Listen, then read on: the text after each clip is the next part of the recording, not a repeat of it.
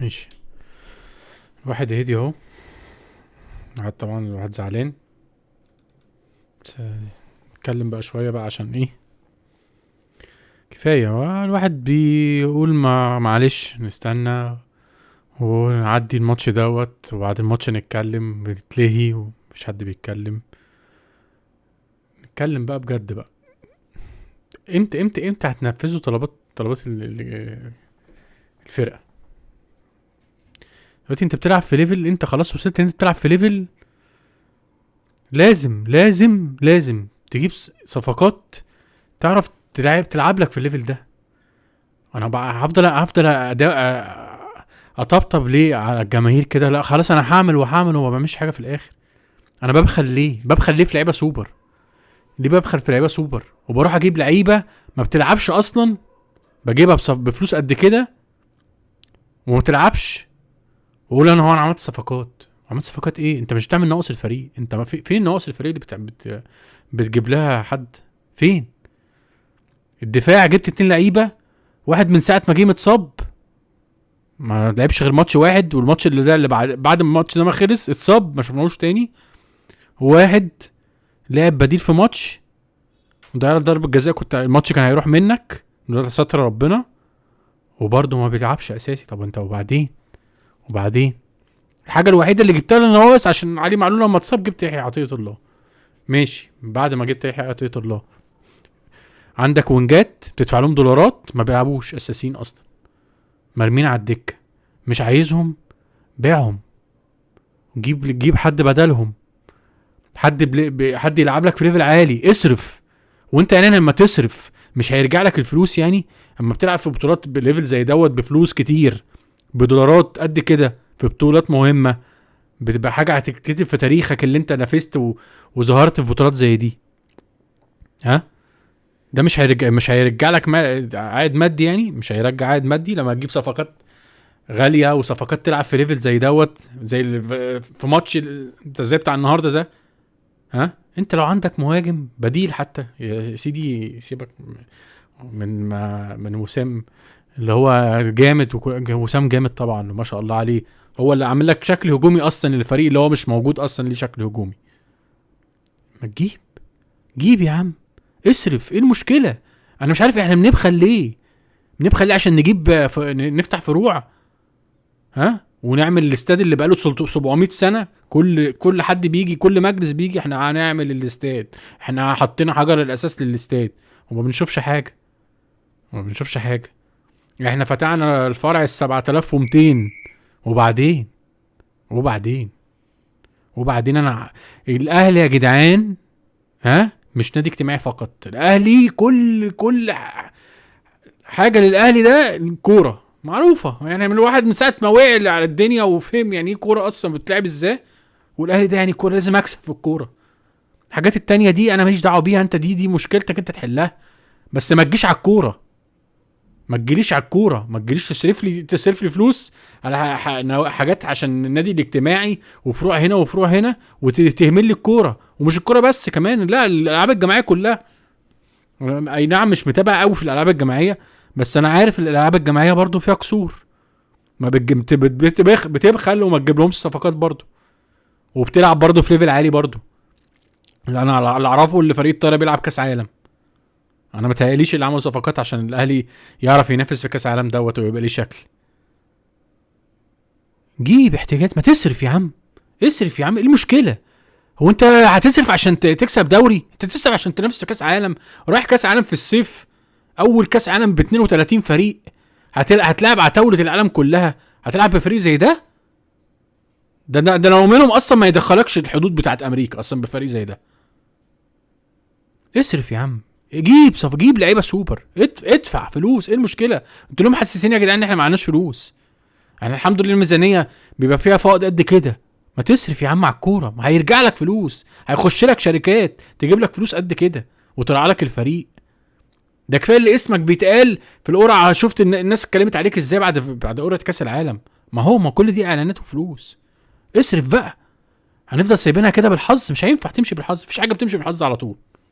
مفيش حاجه في الحياه بتمشي بالحظ على طول، لازم ابقى مجتهد. لازم اجتهد جدا واعمل اللي عليا. انا مش بعمل اللي عليا، انا عمال بس ايه، ارقع في الفريق، عمال ارقع في الفريق. وايه النتيجه؟ اهو اسهل ماتش توصل ليه نهائي كاس عالم عدى على التاريخ بتاعنا كله، مش في كاس عالم بس. فرقه ميته بدنيا، راح خلاص قعد في داهيه. فرقه يعني عملت كل اللي عليها في ماتش بوتافوجو، خلاص جابت اخرها كله، طلعت الباور كله في بوتافوجو. جايه بتلعبك انت، مفيش شكل ليها اصلا، مفيش شكل ليها. الشوط الاول ضاغط حلو جميل ضاغط، طب وبعدين هنقعد نضغط كده والكره والفينش الهجمات الخطيره فين؟ ده الهجمه الوحيده الخطيره الوحيده اللي جات لك في الماتش كله في الدقيقه 116 ضيعها عم كهربا اللي انت نزلته بدل وسام وابو علي، اللي الواد اصلا قاعد على الدكه مش يعني هو بدني ليه؟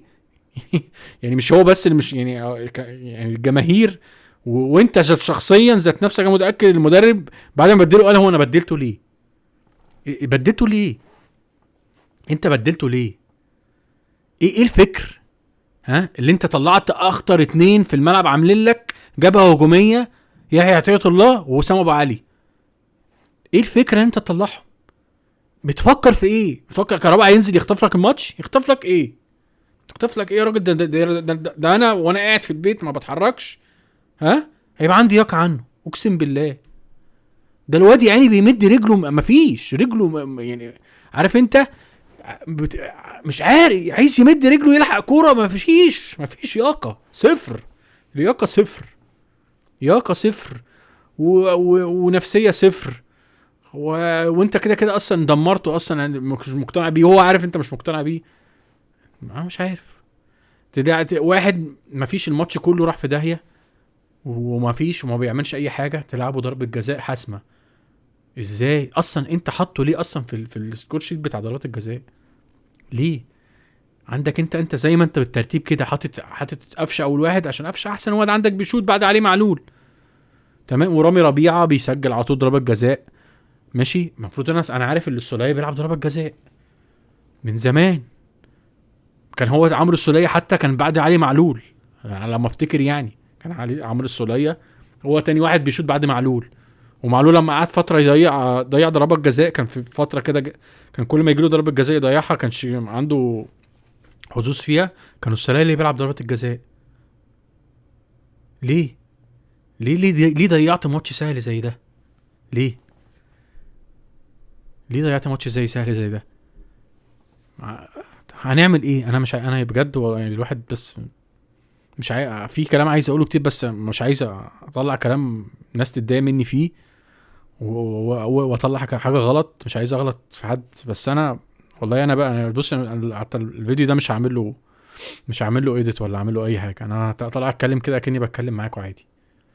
وبعدين يا جماعه، وبعدين من ماتش السيمي من ماتش الفاينل بتاع الترجي اللي كان في شهر 5، واحنا قلنا ايه؟ خلاص يا جدعان يعني ايه، بس نعدي الماتش ده ويحلها الف، هناخد بس افريقيا ويحلها الف خلال، مش هنسكت، هنقعد نتكلم بقى ونقعد بقى ايه ونشوف حل بقى في الفريق اللي عنده احتياجات قد كده.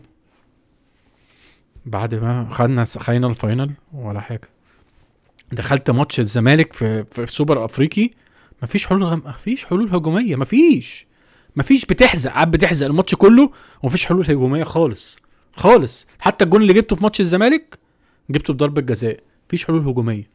جيت برضو ماتش السوبر المصري برضو مفيش حلول هجوميه. وبعدين تاني حاجه بقى، عايزين نفلتر اللعيبه اللي في النادي بقى، عشان في لعيبه كده الواحد بس ايه والله العظيم بيبقى ماسك نفسه على قد ما يقدر عشان هيقول كلام مش حلو، وانا ما بحبش اغلط في حد. في لعيبه بقى خلاص بقى دي ما ينفعش، كفايه بقى، كفايه. والمشكله اللي اللعيبه دي بيحصل منها مشاكل كتير قوي، وبتسكت وبتقعد تقول انا هعمل عقوبه ومش عارف هعمل خصومات وده عليه عقوبه مش عارف قد ايه. طب وبعدين ما اللعيبه يعني تحسسني ان انتوا الخصومات اللي بتدوها لهم دي نص اجرهم؟ لا، وبعدين اللعيبه اتعودت على الخصومات من ايام سيد عبد الحفيظ، كله اتعود على الخصومات.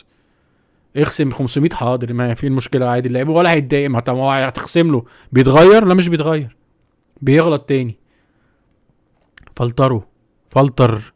فلتر في لعيبه. والله العظيم انا لو المسؤول في النادي والله ما دخلهم النادي حتى يقعدوا في الكافيتريات في النادي جوه، مش يلعبوا في فريق اول. فلتر جيب صفقات، اصرف. كفايه بخل يا جماعه. احنا الاهلي يا جدعان، احنا اقوى فريق في افريقيا ومفيش منافس. من الاخر بقى احنا ملناش منافس وانتوا عارفين كده كويس. واحنا دلوقتي مش همك بقى اللي انا عايز اكسب بقى الدوري بقى والكاس بقى واخد بقى السوبر المصري واكسب الزمالك. لا خلاص يا جماعه، خلاص والله يا جدعان كده الجماهير ما بتفكر كده دلوقتي. اقسم بالله احنا طموحنا ما بقاش كده خلاص، المواضيع دي خلصت خلاص. انا فرقتي الحمد لله بتلعب في ليفلات ما تخلينيش افكر في المحلي ده خالص. المحلي طبعا عايز اكسب وضروري وكل حاجه، هو اللي بيوصلني العب افريقيا والكلام ده، وارقام بزودها وارقام قياسيه بكسرها ماشي، بس مش ده اللي انا بلعب عليه خلاص. مش ده طموحاتي اللي انا اكسب افريقيا والدوري. يا جماعه انا عايز كل سنه اوصل كاس عالم. انا عايز كل كاس عالم يتلعب ابقى انا فيه ونافس فيه ويبقى ليا شكل فيه، والناس تتكلم ان الاهلي ده فرقه تقيله قوي في افريقيا، عندها لعيب، ده اللعيب ده كان بيلعب في كذا وده الليفل بتاعه دوري انجليزي ولا دوري اسباني. ما تصرف يا عم، اصرف وانت معكش فلوس. لو انت متضايق من الميزانيه ما هيخش لك رعاه يصرفوا لك على صفقات. ايه المشكله؟ انت نادي صغير وانت صغير يعني، احنا الاهلي ده نادي صغير يعني مش قادر يجيب صفقات ولا قادر يصرف بال3 4 مليون دولار. ده كمان 3 4 مليون دولار مش هيجيبوا لك ليفل برضه اللي انت عايزه. انت مش قادر تصرف محمد علي بالرمضان ده ما تصرف يا عم. 500,000 دولار هم اللي عملوك مشكله. 500,000 دولار هم اللي مش هيخلوك تجيب الصفقه. ليه يعني انا عايز ليه يعني 500,000 دولار دول انت وفرتهم في ايه؟ على الاقل كان محمد علي بالرمضان ده كان هيجي لك يعمل لك منافسه في نص الملعب. اللعيبه اللي حاسه ان انا اساسي ومش مش هتبدل ابدا، ده كان هيجي يعمل لك منافسه. جيب مهاجم، اصرف يا عم وهات مهاجم تاني جنب وسام ابو علي. الاثنين يبقوا عارفين ان هما الاثنين مهددين مش هيلعبوا اساسيين كل ماتش، كل واحد يطلع اللي عنده. وبرده عندك زي نيجي عند ناحيه الجون او الشناوي ما شاء الله اتظبط من ساعه ماتش السوبر المصري، بس عندك مصطفى شوبير مش بتديله فرصه. الواد ما شاء الله السنه اللي فاتت عامل ماتشات والله، من ماتش الوداد اللي كان في ماتش الذهاب بتاع نهائي افريقيا بتاع عبد المنعم. الواد ما شاء الله مستقبل، يدير شويه يا عم. اي لعيبه بتتقمص اللي بتقعد دكه لازم يبقى في حسم. ما الجوزيه كان بيعمل ايه يا جدعان؟ ده جوزيه كان بيقعد ابو تريكه وبركات ومتعب على الدكه يا جماعه، محدش كان بيفتح بقه يا جدعان. في ايه يا جدعان؟ ودي عتاوله مش هيجوا ربعهم اللي موجودين دلوقتي دول. وبعدين يا جدعان مش كل مره هنخش وبعدين نقول لا هنتكلم بقى بعد ما نخلص دي، مش وقته مش عايزين نبقى نشتت اللعيبه. لا ما انا هفضل في نفس الساقيه، هفضل بقى ارقع ما انا بعدين مش هوصل اللي انا عايزه. اخرتها ايه؟ مش هوصل اللي انا عايزه لو فضلت اقعد ارقع كده وما اجيبش الاحتياجات بتاعت الفريق. مش هوصل اللي انا عايزه. انا دلوقتي داخل على بطوله ليفل، ده اعلى ليفل لانديه. انا بيجي لي كل الانديه الجامده في العالم. طبعا ما لوش علاقه بالشامبيونز، مش هقارنه بالشامبيونز، الشامبيونز حاجه وده حاجه، بس ده بالنسبه لي ده اعلى ليفل انا هلعبه في حياتي كفريق كره بتاع الاهلي. ده اعلى ليفل. هل انا بقى اخش الاعلى ليفل في الكوره هلعب اروح كاس عالم بمجموعات بسفر زي كاس عالم الكبير، زي كاس عالم منتخبات بالظبط بس انديه، اخش زي المنتخب كده، اروح بلعيبه ما لهاش علاقه بكره القدم، اروح العب بلعيبه زي دي؟ ليه يا رب؟ ما اروحش احسن، اروح اعمل زي مصر كده في كاس عالم 2018 اطلع بصفر. بس انا عشان عملت ماتش قدام اوروجواي فخلاص كده هنقعد بقى نهلل بالماتش ده العمر كله؟ لا معلش، نجيب لي صفقات، ظبط لي الفريق، اصرف لي على الفريق. ها انت من الحمد لله بناخد بطولات، البطولات دي بتدخل لنا دخل والرعاه بتدخل لنا دخل. اما انا الفلوس الداخليه دي مش عشان ابني بيها فروع تانية بس، لا انا عندي فرقه جماعيه كتير. عندي يد وطايره وسله، غير الكوره طبعا. انا المفروض ادعم كل ده. انا مش بيخش لي دخل من اعلانات وسبونسرز وحاجات كده عشان اشرف على النادي الاجتماعي والكافيتريات واحط لي الكرسي هنا واعمل لي الشمسيه دي والبسين ده محتاج كلور اعمل لا يا مش كده. الاهلي مصدره مش عشان الحاجات دي. رقم واحد الكوره، وبعد كده افكر بقى في الباقي، عشان الكوره هي دي اللي مخليلي النادي ده اسم على مر التاريخ. اصرف يا جدعان، نصرف. الاداره يا ريت تصرف والنبي. الجماهير خلاص جابت اخرها بجد، خلاص جبنا اخرنا. وكل مره بنبقى وراكوا وما نرضاش نتكلم انه خلاص خليهم هم اكيد ادرى مننا. لكن لا انا كده بقى اهو بقى من امتى يا جماعه؟ من ماتش الوداد، من ايام موسيماني. ماتش الوداد بتاع المترجي. من ساعتها انت ما عملت، انت الفريق ما اتغيرش. انت غيرت ايه في الفريق؟ انا بس عايز الناس كده تبقى تقول لي في الكومنتات احنا غيرنا ايه من ماتش الوداد ده لحد النهارده. ايه الحاجه اللي لعيب الجيل فز غير وسام ابو علي اللي هو كان جاي غلطه اصلا؟ انت اصلا كنت جايبه ها، والسكاوتنج عندك اصلا جايبه وانت مش متوسم فيه خير اصلا، مش عارف اللي هو ممكن يعمل لك حاجه اساسا. والحمد لله ربنا كرمه، والسنه اللي فاتت كان ليه دور كبير في بطوله افريقيا وفي الدوري، وما زال لحد دلوقتي الواد ما شاء الله شغال، مع ان بيجي له عروض كتير. وربنا يستر، عشان انا عارف المخ ممكن يسوح. لا واحنا نبيعه ونستفاد منه. لا ما تبيعش يا اخويا. لما تجيب لي واحد قده 3-4 مرات ابقى بيع، زي ما عملنا كده مع ايفونا. والاهلي اتدمر بعديها، ما كانش عنده هجوم ولا اي حاجه، قعدنا نجيب لعيبه غريبه طبعا. اقوام مروان محسن طبعا، يعني طبعا الاسطوره الفينومينال. اصرف عشان الجماهير خلاص يا جماعه، الجماهير جابت اخرها ها. ومحدش بيحاسب معلش محدش بيحاسب. والناس النهارده والله انا طالع اتكلم عشان لو فضلت قاعد ساكت ممكن اتعب والله العظيم. لو فضلت قاعد ساكت قلت اطلع اتكلم معاكم واطلع اللي جوايا، عشان انا بجد ده من اكتر الماتشات اللي اثرت فيها النهارده. بجد الماتش ده اثر فيها جامد قوي. نعم في لحظات كتير زعلت وبتاع، بس النهارده لا زعلت قوي قوي، عشان انا يعني الماتش كان سهل قوي. اي نعم كنا زي الخرا في الماتش كله خرا، ولو حد شاف الرياكشن كان باين على شكلي اصلا انا مش طايق الماتش نفسي الماتش يخلص بس نكسب. بس مفيش اسهل من كده. انت تجيلك فرصه متقدم في ضربه الجزاء، خلاص انا واحده واكسب، خلاص واحده واكسب. لا انا ازاي بقى لازم ادخل كهربا عشان يروح يعمل كده ويلا بقى. وده طبعا العيال الصغيره بقى اللي على الصفحات تقعد بقى ايه تاخد الصور وتروح تغيظ الناحيه التانية وبتاع. ما خلاص احنا بقينا ماشيين كده، خلاص هي الكوره بقت كده خلاص في مصر. خلاص هي الكوره بقت كده، خد لقطات وروح ده يكيد في ده وده يكيد في ده ويولع بقى الكوره بقى. خلاص بقى ما هي الكوره بقت كل واحد يكيد في التاني، كل واحد يكيد في التاني. خلاص بقينا نكيد في بعض بس، لكن منافسه وكوره عشان يبقى في خرا كوره في البلد لا مفيش.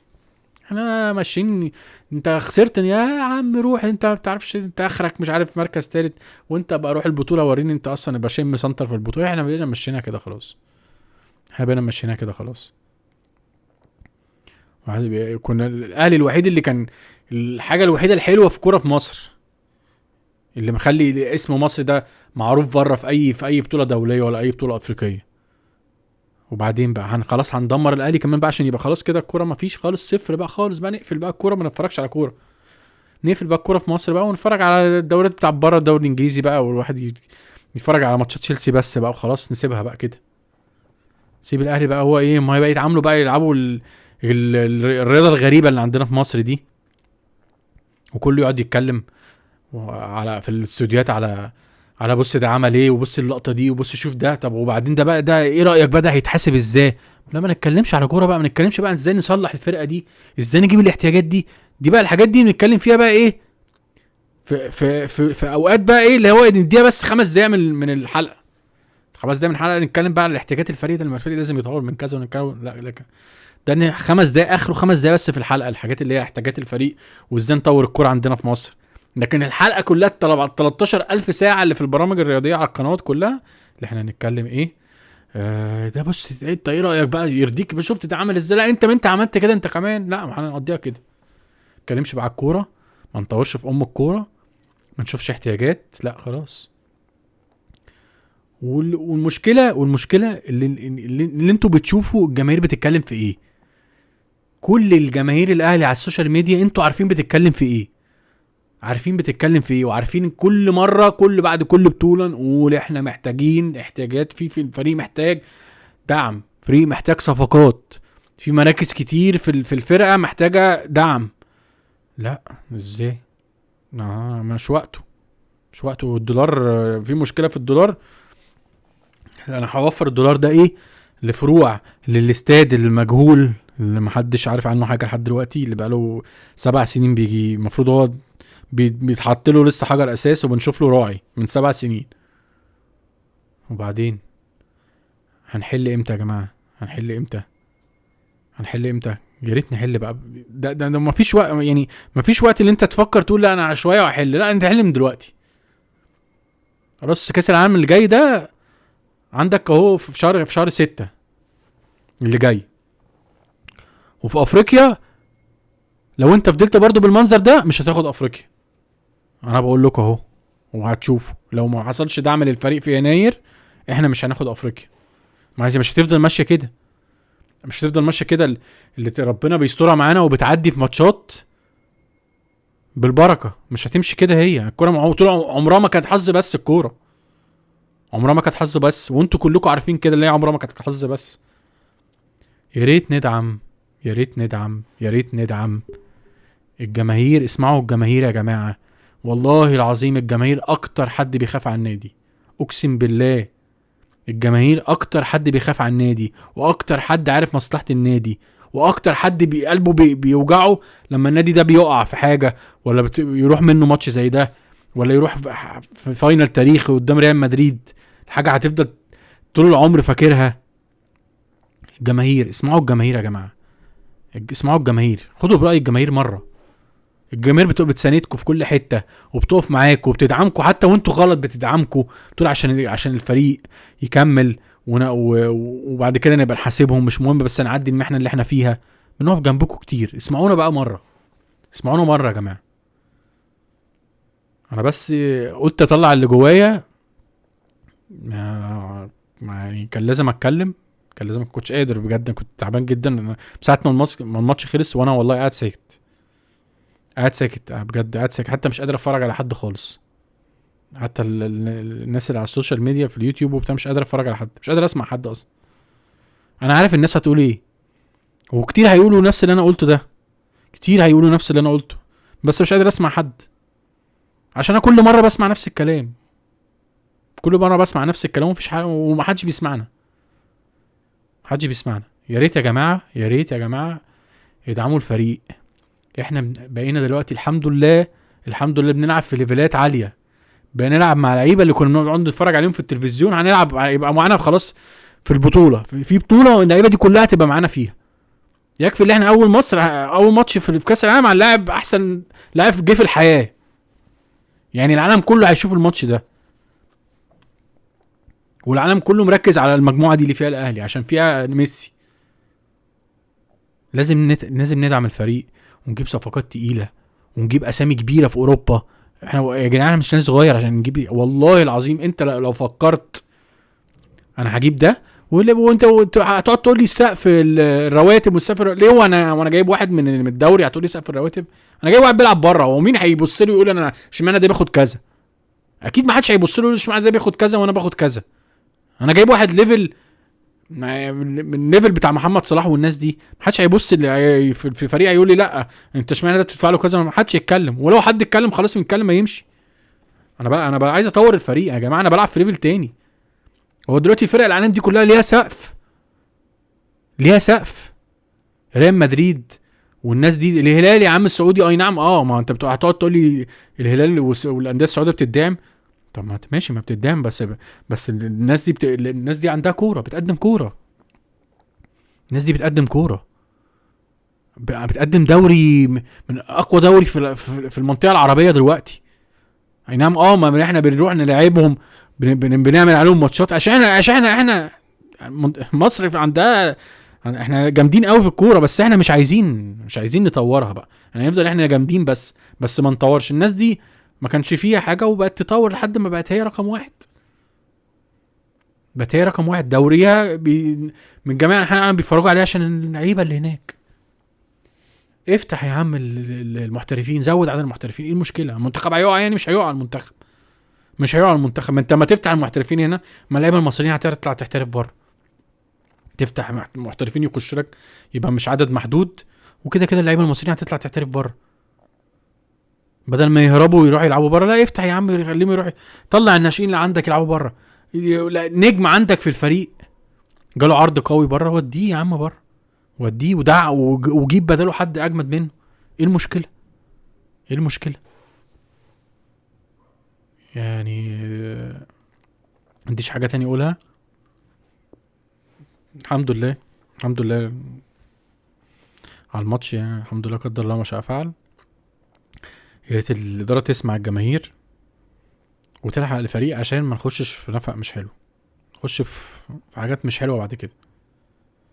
الفريق هيبقى يخش في حته مش حلوه ويحصل مشاكل كتير ومش ناقصه. احنا بقينا في حته تانية ودلوقتي بقينا معروفين للعالم كله.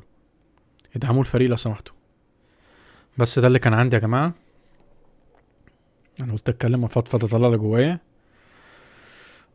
ونتقابل في فيديوهات تانية ان شاء الله. سلام.